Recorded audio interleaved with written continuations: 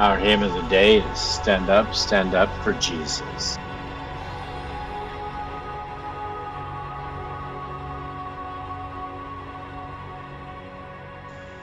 Stand up for Jesus, Father, and tell my brethren of the ministry to stand up for Jesus.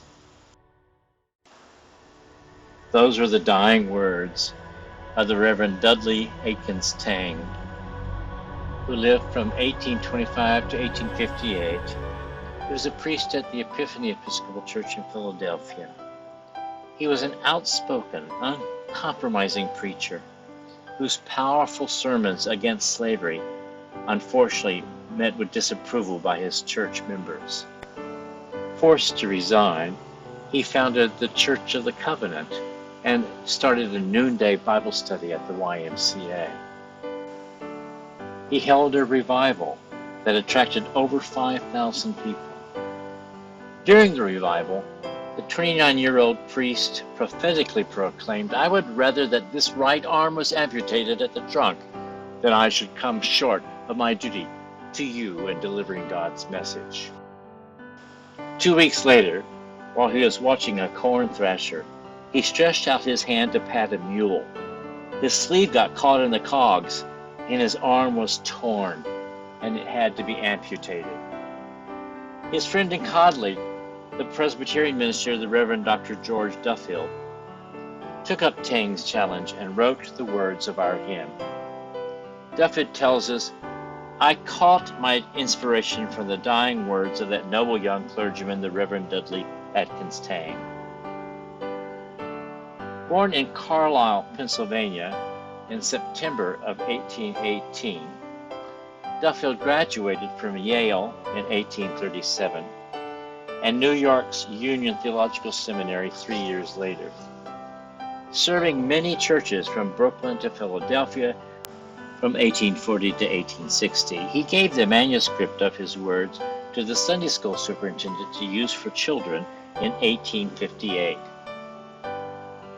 That same year, it was included in the Psalmist, reprinted in several collections, including Lyra Sacra Americana, and from whence it has come to be in 1,751 hymnals as of today. He retired from active ministry in 1884, settled in Detroit, where he is buried in Elmwood Cemetery.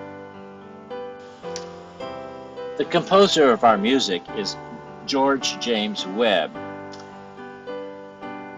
who was born in Salisbury, Wiltshire, England in 1803. He began his career as an organist in Falmouth on the Cornish coast. At age 27, he immigrated and settled in Boston, Massachusetts.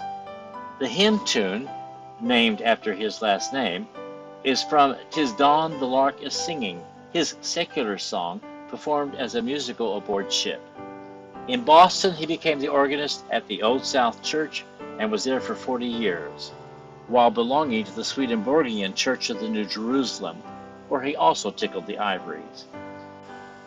He and Lowell Mason together founded the Boston Academy of Music, collaborating on the publishing of their 1847 songbook for the schoolroom. Some people object to the militaristic overtones of the text, but when we know the rest of the story, that the battle envisioned is against slavery, the hymn's metaphors are transformed into a call for a noble cause. Yes, stand up for Jesus. Stand up with Jesus. Stand up for the poor, for the oppressed, the downtrodden, the outcast, the marginalized. Stand up with Jesus to serve and love unconditionally.